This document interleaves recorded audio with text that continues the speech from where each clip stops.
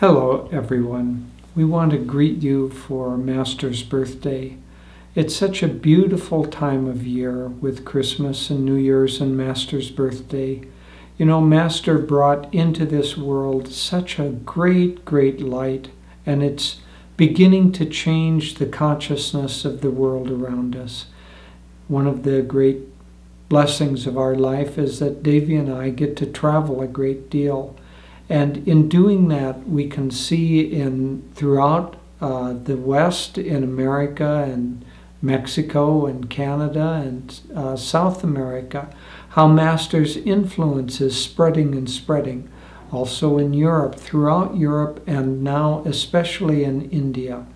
Master's love, his joy, his wisdom is spreading. You know, Master said that each avatar brings certain particular qualities of the nature of God with them. And his, he said, was wisdom, joy, and love. At the time of the New Year, it's a very good chance to make a New Year's resolution. But rather than making just outward resolutions of habit changes such as I'm going to diet, I'm going to exercise, I'm not going to eat sugar, those kinds of outward things, let's make a New Year's resolution to change consciousness.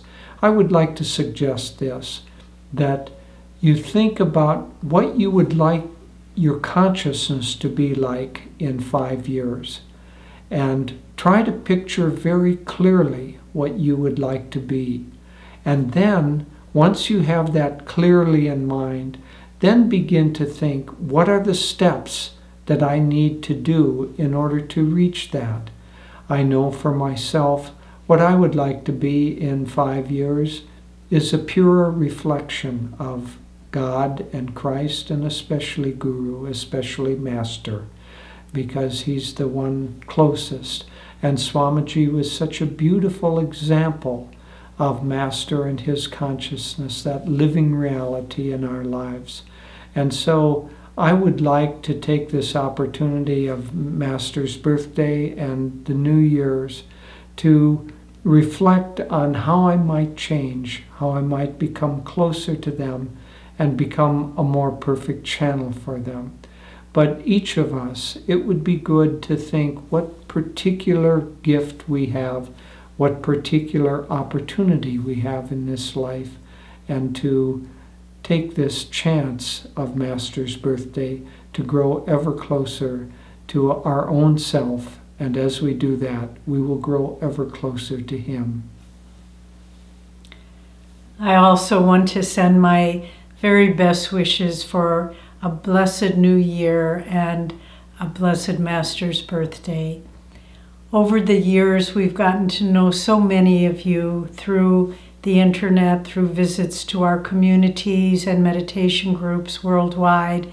And each one of you is a friend in God, and we send our greetings in that spirit. As Jyotish was saying, with the new year, it's a new beginning. Master has a beautiful poem, The Noble New. And to see each year, and in fact each season, each day, as the opportunity to begin again, to reform our lives, reshape our lives in nobler spiritual ways.